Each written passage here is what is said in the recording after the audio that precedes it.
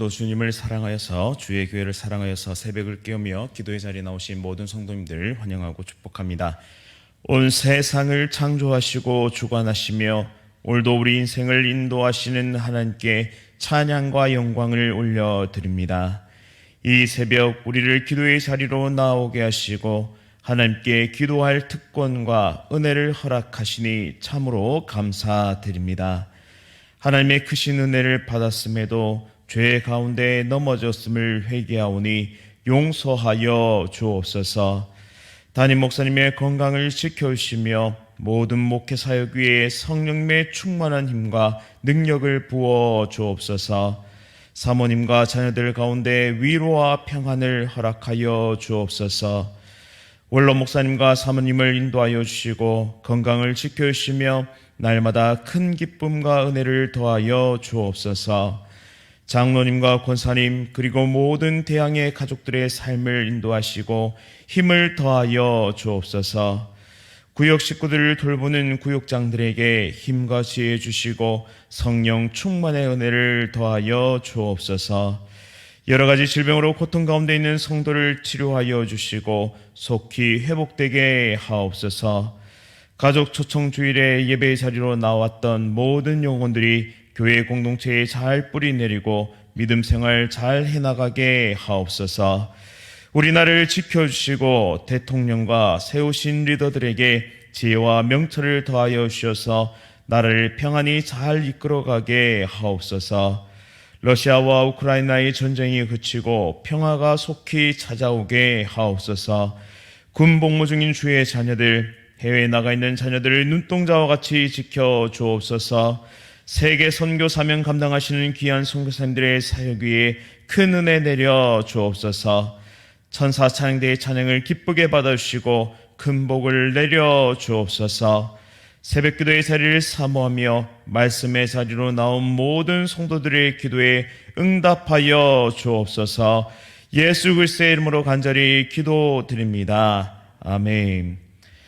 오늘 하나님께서 우리에게 주시는 말씀은 사도행전 12장 1절부터 17절까지의 말씀입니다.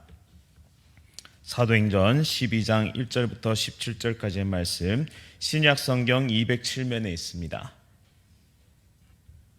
사도행전 12장 1절부터 17절까지의 말씀, 한 절씩 교독하실 때 살아계신 하나님의 음성 들으시기 바랍니다. 그때 헤롯 왕이 손을 들어 교회 중에서 몇 사람을 해하려 하여 요한이 형제 야고보를 칼로 죽이니 유대인들이 이 일을 기뻐하는 것을 보고 베드로도 잡으려 할새 때는 무교절 기간이라 잡음에 옥에 가두어 군인 넷씩인 네페에게 맡겨 지키고 유월절 후에 백성 앞에 끌어내고자 하더라. 이에 베드로는 옥에 갇혔고 교회는 그를 위하여 간절히 하나님께 기도하더라. 헤롯이 잡아내려고 하는 그 전날 밤에 베드로가 두 군인 틈에서 두 쇠사슬에 매어 누워 자는데 파수꾼들이 문 밖에서 옥을 지키더니 호련히 주의 사자가 나타나매 옥중에 광채가 빛나며 또 베드로의 옆구리를 쳐 깨워 이르되 급히 일어나라 하니 쇠사슬이 그 손에서 벗어지더라. 천사가 이르되 띠를 띠고 신을 신으라 하거늘 베드로가 그대로 하니 천사가 또 이르되 겉옷을 입고 따라오라 한데 베드로가 나와서 따라갈새 천사가 하는 것이 생시인 줄 알지 못하고 환상을 보는가 하니라. 이 첫째와 둘째 파수를 지나 시내로 통한 쇠문에 이르니 문이 저절로 열리는지라. 나와서 한결을 지나매 천사가 곧 떠나더라.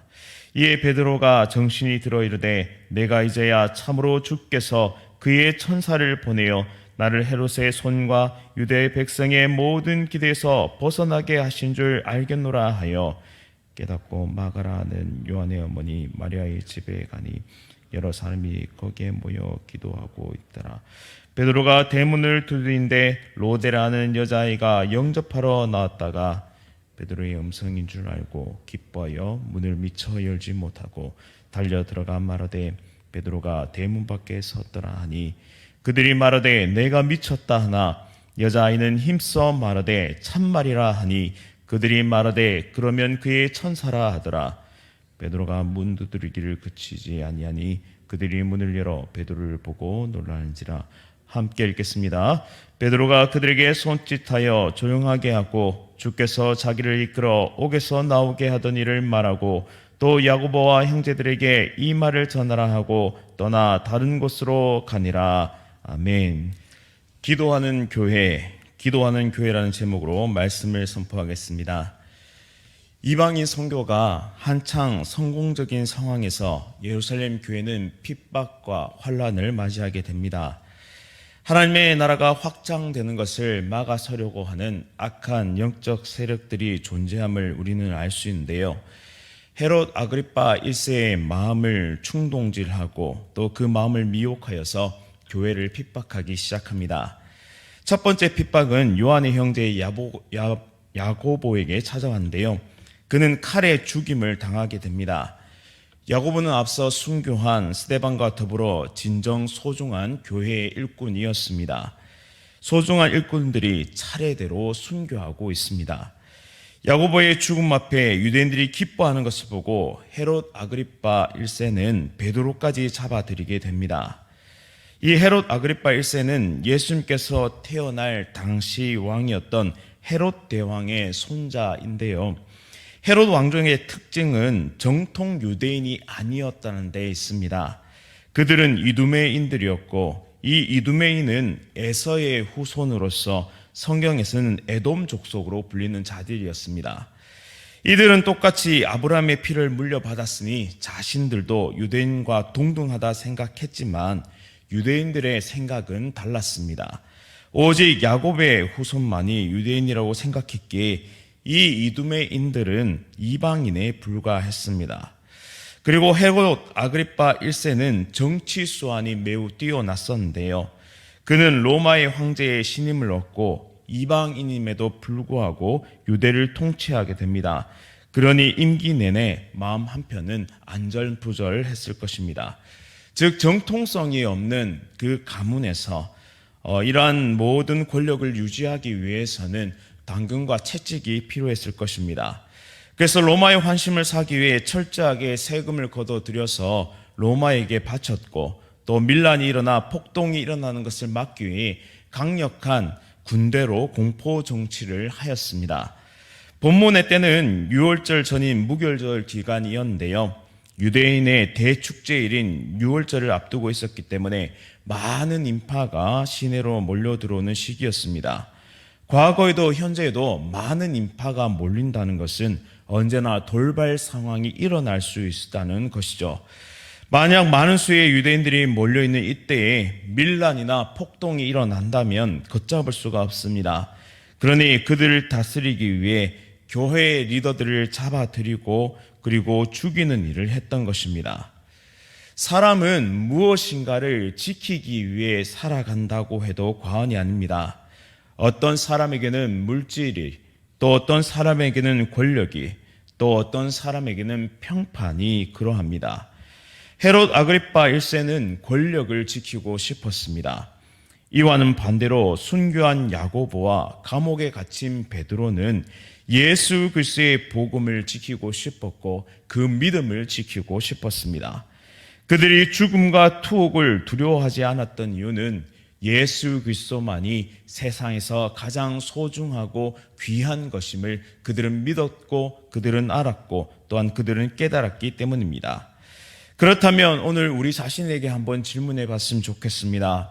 나는 무엇을 지키기 위해 오늘 하루를 살아가고 있으며 나는 무엇을 지키기 위해 지금껏 달려왔는가?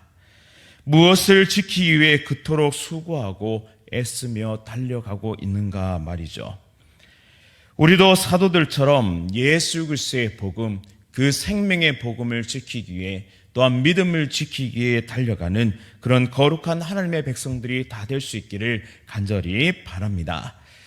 야고보의 순교와 베드로의 투옥은 예루살렘 교회의 큰 위기였습니다. 리더들이 차례대로 제거되어 가는 이 상황을 보면서 교회의 미래는 풍전등화와 같았습니다. 이때 그들은 무엇을 하였나요?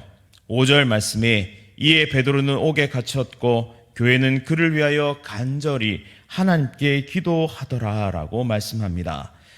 그들은 마가라 하는 요한의 어머니 마리아의 집에 모여서 기도하였고요. 이 위기의 순간에 그들은 흩어지기를 선택하기보다 오히려 모이기를 힘썼다는 사실입니다. 초대교회의 특징이 바로 모이기를 힘썼다는 것이죠. 교회가 큰 핍박으로 무너지려고 하는 이때에 사실 많은 사람들은 도망가고 싶은 충동이 있었을 것입니다.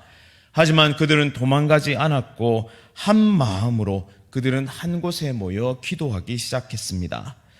사도행전 1장 14절 말씀에 보시면 마음을 같이하여 오로지 기도에 힘쓰고 라고 말씀하고 있고, 또 사도행전 2장 46절 말씀에 보시면 날마다 마음을 같이하여 성전에 모이기를 힘쓰고 라고 말씀하고 있습니다. 여기에서 우리는 초대교회의 특징인 모이는 모습을 볼 수 있죠. 특별히 마음을 같이하여라는 이 단어는 호모튀마돈인데요. 이는 동일한 마음, 같은 소망으로 번역할 수 있습니다. 성령 하나님께서 지금 두려움과 겁에 질려 떨고 있는 그들의 마음에 같은 마음을 불어넣어 주시고 같은 소망을 불어넣고 계시다는 사실입니다. 그것은 바로 예수님의 마음입니다. 예수님의 마음은 공동체가 사랑으로 하나 되는 마음이죠. 예수님은 요한복음 마지막 부분에서 제자들에게 이렇게 당부하시기를 제자들끼리 서로 사랑하라라고 당부하셨습니다. 그리고 세상의 박해를 용감히 견디라. 너 혼자 견디는 것이 아니라 함께 이 모든 것을 견디라라고 부탁하십니다. 그러면서 이렇게 기도로 마무리하셨는데요. 요한복음 17장 21절 말씀에 아버지여, 아버지께서 내 안에 내가 아버지 안에 있는 것 같이 그들도 다 하나가 되어 우리 안에 있게 하사 세상으로 아버지께서 나를 보내신 것을 믿게 하옵소서라고 기도하시며 모든 것을 마치셨습니다. 예수님이 가르치신 사랑은 궁극적으로 세상 모든 그리스도인들이 하나가 되는 것으로 나타나고, 이 하나됨을 통해서 하나님이 나타나고 복음의 역사가 나타난다는 사실이죠. 이 하나됨은 모든 두려움을 물리치는 힘과 능력이 되고, 또 이 하나됨은 능력 있는 복음의 역사로 나타나게 됩니다. 그 증거가 바로 오늘 함께 읽었던 이 본문의 말씀이죠. 그들은 모여서 무엇을 하였습니까? 투옥된 베드로를 위해 기도하였습니다. 하나님은 한 마음과 한 뜻으로 모인 교회의 기도에 응답하셨습니다. 그것도 초자연적인 역사로 말이죠.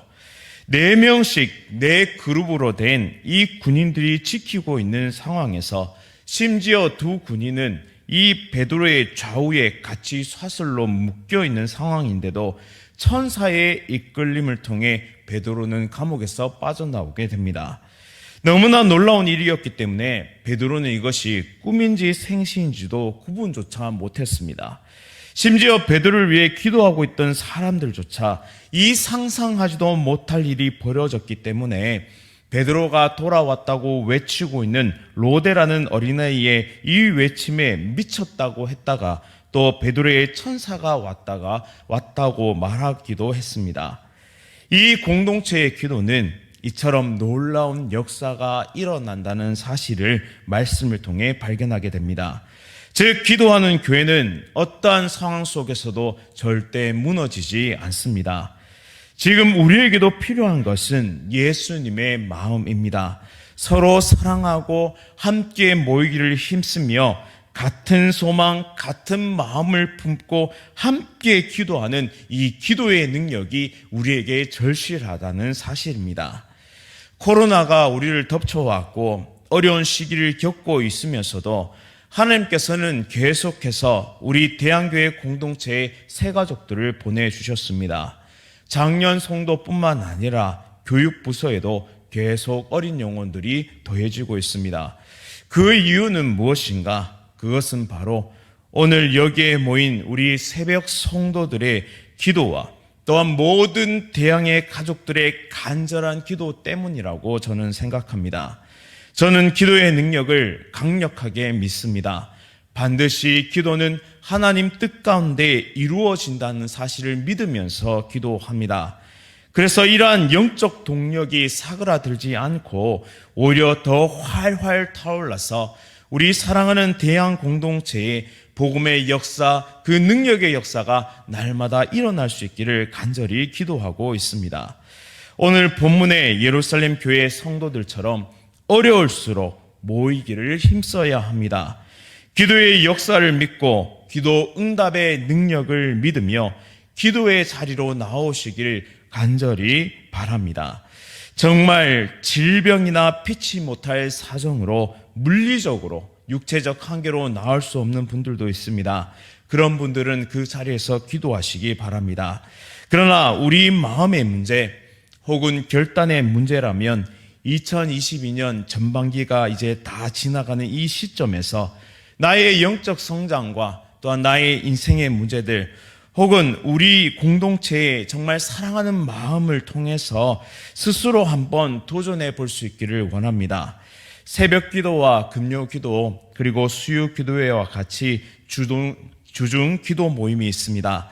모두를 참석할 수 있다면 참으로 좋겠지만 그렇지 않더라도 어제의 나보다 오늘 나의 영적 성장을 위해서 하루씩 기도의 시간들을 늘려가는 도전들을 해볼 수 있기를, 그런 챌린지를 해볼 수 있기를 원합니다. 우리 대한교회 공동체가 힘껏 모여 같은 소망, 같은 마음을 품고 기도할 때 하나님은 이 초대교회와 같은 놀라운 역사를 이 시대에도 이루어 주실 줄 믿습니다.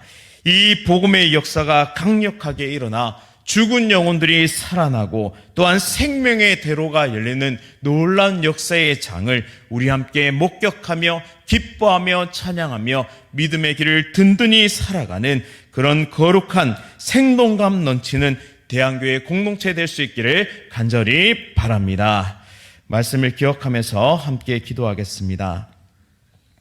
하나님 아버지, 오늘 말씀을 통해 무엇을 지키는 인생을 살고 있는지 스스로 돌아보게 하시니 참으로 감사드립니다. 나는 세상에 썩어질 것을 지키기 위해 살아가고 있는지 아니면 영원한 하나님의 나라를 위해 믿음을 지키며 살아가고 있는지 점검하며 오늘 하루를 시작하게 하옵소서. 예루살렘 교회가 야고보의 순교와 베드로의 투옥으로 절체절명의 위기 앞에서 함께 모이기를 힘쓰며 기도하였던 것처럼 우리도 마음을 같이하여 한 소망을 품고 기도하는 기도의 용사들이 되게 하옵소서. 의인의 간구는 역사하는 힘이 크다는 야고보서 말씀을 의지하여 서로를 위해 기도할 때 병고침의 역사가 또한 삶의 문들이 열리는 역사가 일어나게 하옵소서. 보내주신 새 가족들이 잘 정착되게 하시고 구원받는 백성이 날마다 더하여지는 생명력 넘치는 대한교회 공동체가 되게 하옵소서. 예수 그리스도의 이름으로 간절히 기도드립니다. 아멘. 하늘에 계신 우리 아버지여, 이름이 거룩히 여김을 받으시오며 나라가 임하시오며 뜻이 하늘에서 이루어진 것 같이 땅에서도 이루어지이다. 오늘 우리에게 일용할 양식을 주시옵고 우리가 우리에게 죄 지은 자를 사하여 준 것 같이 우리 죄를 사하여 주시옵고 우리를 시험에 들게 하지 마시옵고 다만 악에서 구하시옵소서. 나라와 권세와 영광이 아버지께 영원히 싸움나이다. 아멘. 오늘 하루도 성령 충만하십시오.